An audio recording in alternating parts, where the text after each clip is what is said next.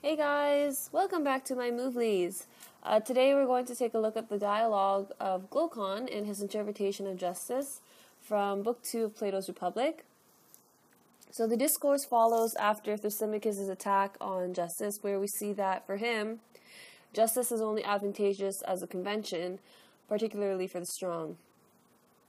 We'll come to see that Glaucon actually furthers Thrasymachus' view by masking immoralism with an appeal to convention, which I think is quite a cunning move on Glaucon's part, as he uses the notion of what people think based on reason. I think that one could even argue that after reading this dialogue, Glaucon does pay tribute to human nature as well, but we'll go into that a little bit later on. But Plato presents Glaucon's rhetoric as tactical and well laid out, really leaving us to wonder if it's better to be immoral than moral.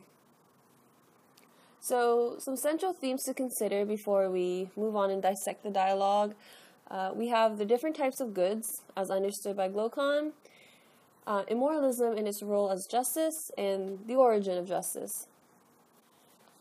I also want to pose a question to think about during this movie, and that being, is being just necessarily good if justice stems from human weakness and susceptibility to the strong?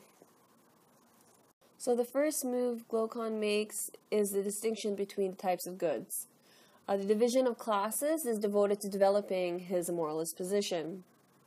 So the first division of good is good as a thing we value for its own sake. For Glaucon, this division of good is universally welcome because of its sole purpose and not because of any of the consequences that come from it. So, like joy. The catch with this division is that Glaucon doesn't actually think it exists.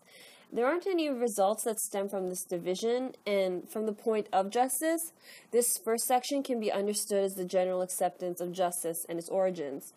I do find this a bit vague, but we'll come back to this concept later on. The second kind of good is the good that we value both for its own sake and for the sake of what comes from it. Glaucon uses the example of knowledge, being healthy and having a functioning vision, so like sense perception. This is understandable in scope, like having an education has an intrinsic value despite the possibility of actually having financial success. And the third kind of good is what Glaucon calls onerous but beneficial. This kind of good only has value for what we can gain from it, but we would never choose it for its own sake, only for its reward. In our case, this would be money, physical exercise, going to the doctor for medical treatment. Glaucon proceeds to argue that justice does fall in this category. So now we're left to ask ourselves, how does this division of goods help us in understanding where justice falls? If we take into account Glaucon's third division, that good is something we value because of what we gain from it, and apply this to justice, we're able to see Glaucon's move into immoralism. He rejects justice as a kind of good we welcome, because to do injustice is naturally good, and to suffer injustice is bad. But that the badness of suffering it exceeds the goodness of actually doing it. And this can be found in 358e.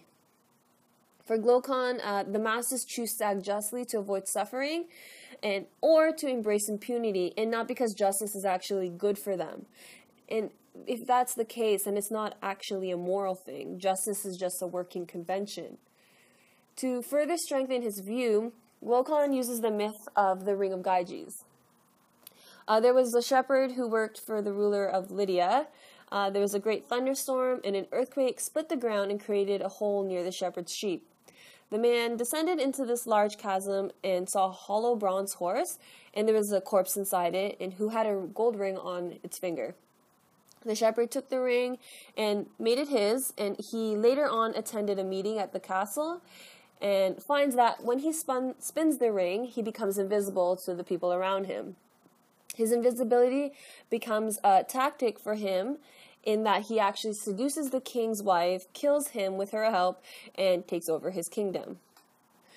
Glaucon then suggests that if we were to give the rings to two other people, one who is just and one who is unjust, both would be corrupted by the power of the ring.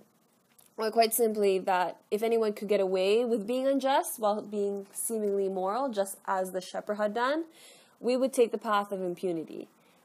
So this reality, as outlined by Glaucon through the myth of Gyges, can be seen in stages.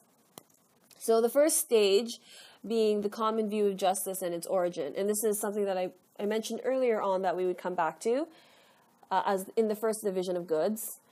We are left to wonder where does justice actually arise?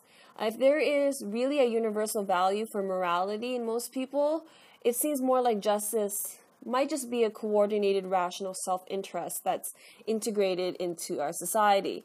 This can't really be considered justice if its basis is in social contract.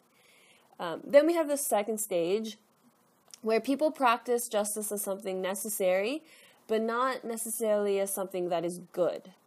If anything, injustice is naturally good. There is an appeal to human nature here. People will do what it takes to satisfy human needs.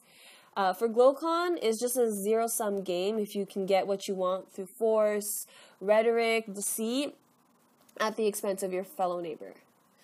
And then we have the third stage where welcoming the best life being the unjust life, than the just one.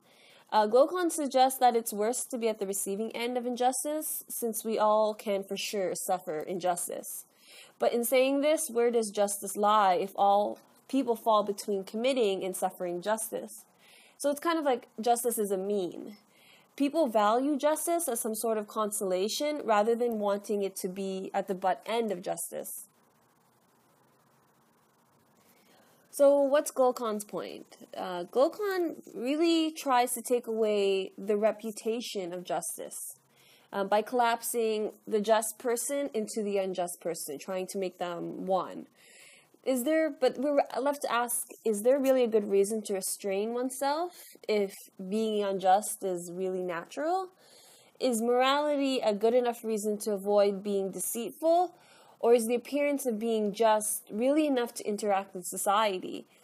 It's almost as if rhetoric or force is enough to avoid the consequences of injustice, because morality is something that has a mean to an end.